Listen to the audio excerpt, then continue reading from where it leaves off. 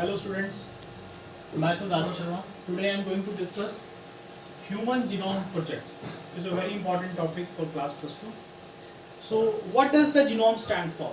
So what does the genome stand for? The human genome is the complete set of genetic information of the human.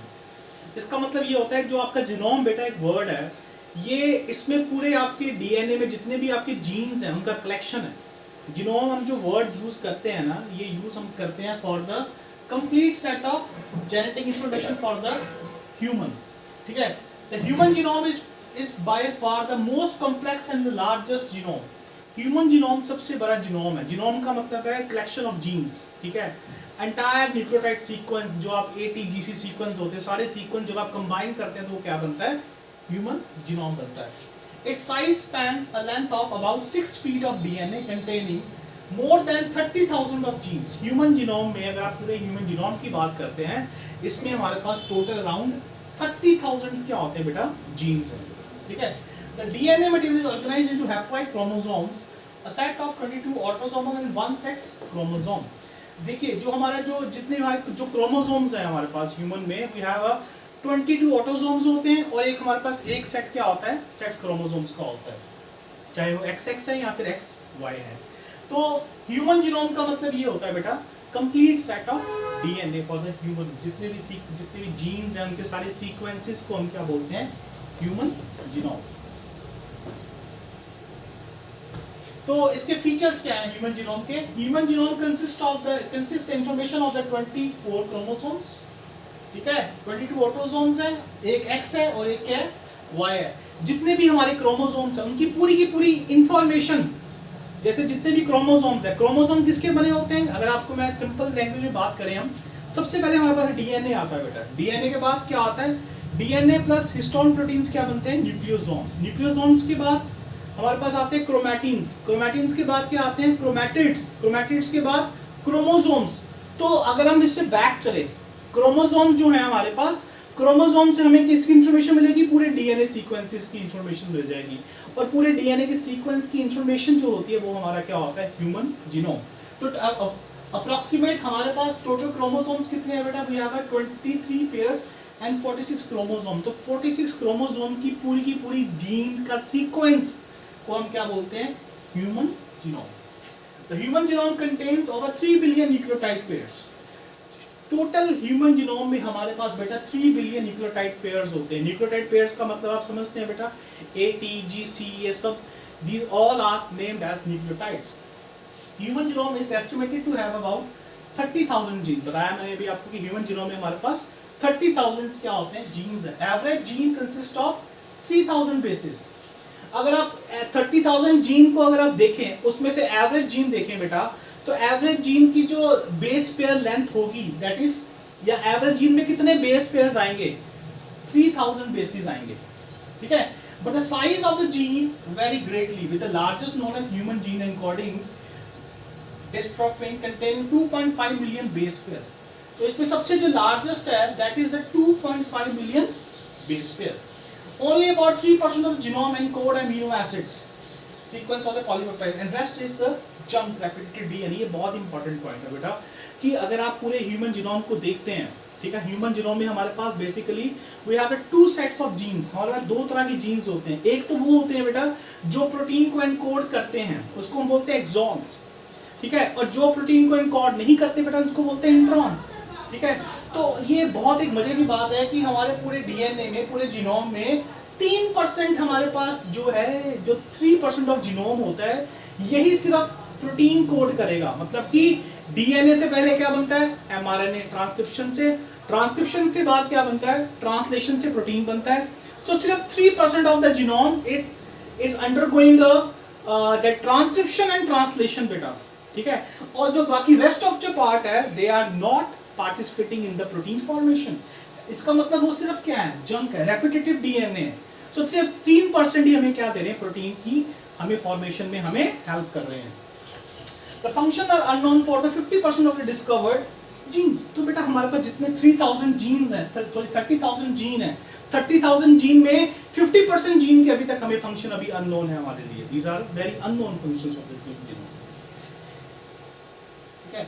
The repetitive sequence make up very large portion of the human genome. Repetitive sequence have a no. चलो sir मुझे stop. चलो तो बेटा जो human genome में हमें अभी बात की कि ह्यूमन जीनोम में हमारे पास 3% जो हमारे पास जीन होते हैं वो प्रोटीन फॉर्मेशन के लिए हेल्प करते हैं। Rest of genes are they are simply repetitive sequences के जो रेपिटेटिव सीक्वेंसेस हैं बेटा। तो repetitive sequence make up very large portion of the human genome. तो ये जो रेपिटेटिव सीक्वेंस है बेटा ये हमारे ह्यूमन जीनोम का बहुत बड़ा एक पोर्शन बना रहे हैं। ठीक है, ठीक है। The repeated sequence have no coding function but they shed light on the chromosomes, structure, dynamics and evolution। बेटा एक बहुत इंपॉर्टेंट पॉइंट है कि ऐसा नहीं है कि हमारे अगर हम बात करें कि 3% हमारे पास जो जीन है वो फंक्शनल है, वो एक्सॉन्स हैं, तो बाकी के बाकी जो हमारे रेपिटेटिव सीक्वेंस हैं उनका कोई फंक्शन नहीं है। ऐसा नहीं है, जो बाकी रेपिटेटिव सीक्वेंस है वो हमारे क्रोमोसोम के स्ट्रक्चर को, स्टेबिलिटी में, ठीक है, उसकी डायनामिक्स में, उसकी स्टेबिलिटी में, उसको एवोल्यूशन में क्या करते हैं, रोल प्ले करते हैं बेटा। ठीक है ना बेटा। The chromosome 1 has most gene. अगर आप देखिए हमारे पास टोटल कितने क्रोमोसोम्स हैं, 46 क्रोमोसोम्स हैं, 23 पेयर्स हैं। तो सबसे ज्यादा जीन कहाँ पे है, क्रोमोसोम 1 के पास 2968 एंड वाई क्रोमोसोम के पास सबसे कम जीन है। हम बोलते हैं ना वाई क्रोमोसोम हमारा छोटा क्रोमोसोम है, क्योंकि सबसे कम जीन हमारे पास वाई क्रोमोसोम में कितने 231 जीन्स हैं। ये कुछ डाटा अपने माइंड में रखिए बेटा। डाटा ये है कि हमारे पास जो ह्यूमन जीनोम में 30,000 जीन है बेटा, ये डाटा रखिए अपने पास। 30,000 जीन है, एवरेज जीन का बेस कितना है, 3000 बेस है। ठीक है, सबसे अब हमें क्या करना है, 46 क्रोमोसोम की सभी जीन की पूरी उनका डाटा निकालना है। जब साइंटिस्ट ने डाटा देखा तो उसने देखा कि मैक्सिमम जो जीन थे वो कहाँ पाए गए, क्रोमोसोम नंबर 1 पे। Almost all the nucleotide bases are exactly the same in the all people genome sequence of different individual differ for less than 0.2 base pairs। तो देखा क्या बेटा, जब ह्यूमन जीनोम प्रोजेक्ट किया गया तो हमने देखा कि ऑलमोस्ट सभी ऑर्गेनिजम्स की जो जीन सीक्वेंसेस हैं एग्जैक्टली क्या कर रहे हैं, सेम मैच कर रहे हैं। मतलब कि जो न्यूक्लियोटाइड बेसिस थे उनमें सब में क्या थे, ओवरऑल सेम थे। सिर्फ डिफरेंसेस कितने आए हमारे पास, लेस देन 0.2 बेस पेयर। मतलब जो डिफरेंट इंडिविजुअल है कितने बेस पे, कितने परसेंटेज बेस पेयर में डिफरेंट हुए बेटा, 0.2 बेस पेयर में डिफरेंट हुए। Most of the differences occur in the form of single base difference in the sequence. This single base difference are called single nucleotide polymorphism.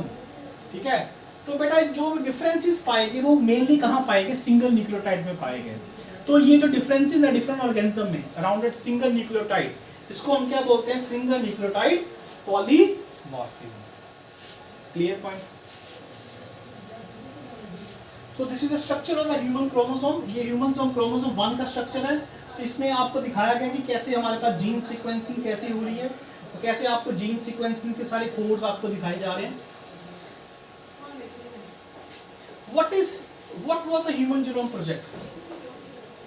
Human Genome Project was an international research effort to determine the sequence of the human genome and identify the genes that it contains। तो बेटा ये एक international effort है, इसमें काफ़ी countries के जो scientist थे वो कंबाइंडली एक रिसर्च वर्क्स था जिसमें सभी कंट्रीज के जो साइंटिस्ट ने उसमें वर्क किया और उन्होंने ह्यूमन के जीन्स को, सभी क्रोमोसोम के जीन को एनकोड किया, उनके सीक्वेंसेस पता लगाए कि जो क्रोमोसोम है उनके सीक्वेंसेस में जो डीएनए के सीक्वेंसेस क्या हैं।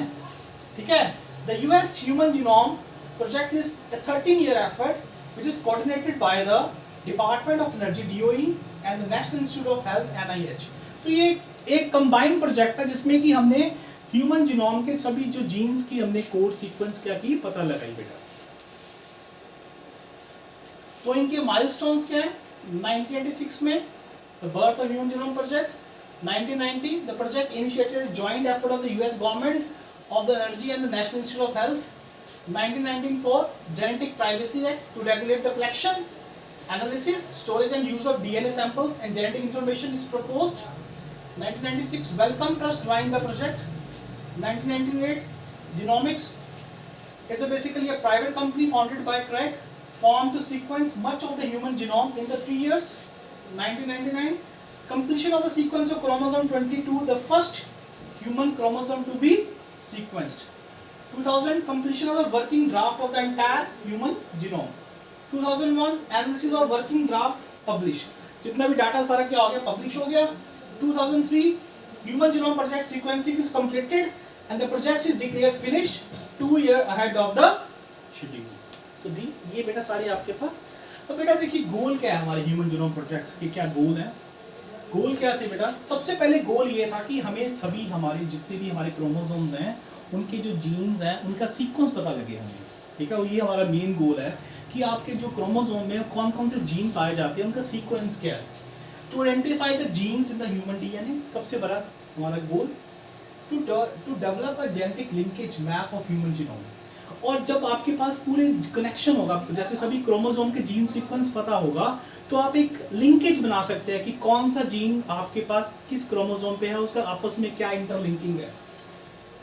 To obtain a physical map of human genome, yes, आपके पास पूरे क्रोमोसोम का एक क्या आ जाएगा, आपके पास एक मैप आ जाएगा कि कौन सी जीन कौन से बेस पेयर पे है और कौन से उसका कौन सी नंबरिंग, कौन सी पोजीशन है, एक पूरा आपके पास फिजिकल क्या आ जाएगा, मैप आ जाएगा। To develop a technology for the management of the human genome information, तो इसमें आप एक टेक्नोलॉजी डेवलप कर सकते हैं, आगे चल के आप यूज़ कर सकते हैं कि कौन सा जीन को अगर आप चेंज करें तो आप उसमें हाइब्रिडाइजेशन भी आप करवा सकते हैं, या हाइब्रिड फॉर्मेशन के लिए आप आगे फर्दर एक्सपेरिमेंट्स कर सकते हैं। To know the function of the genes, जब आपके पास जीन सीक्वेंसेस हैं तो उसके आप फंक्शंस भी पता लगा सकते हैं। Determine the sequence of the 3 billion chemical base pair that make a, तो 3 बिलियन जो आपके पास बेस पेयर, उनका आप एक सीक्वेंस पता लगा सकते हैं। आप to store this information the publish database, yes, आप ये इंफॉर्मेशन है पब्लिक डाटाबेस पे स्टोर कर सकते हैं ताकि आपके फ्यूचर के जो लोग हैं जो रिसर्च करना चाहते हैं इस फील्ड पे, तो उनको एक प्लेटफॉर्म प्रोवाइड हो। Develop a tool for data analysis, yes, आप इसकी डाटा एनालिसिस कर सकते हैं टूल्स की हेल्प से। Transfer the related technology to the private sector, you can transfer this technology to the private sector, और प्राइवेट सेक्टर इसको यूज करके further on they can develop further recombinant technologies, जिसकी help से आप कोई भी बायोफोर्टिफिकेशन कर सकते हैं सीड्स प्लांट्स में, एंड फॉर डिफरेंट कोई भी आप इसमें रिसर्च लोग आगे फर्दर ऑन कर सकते हैं।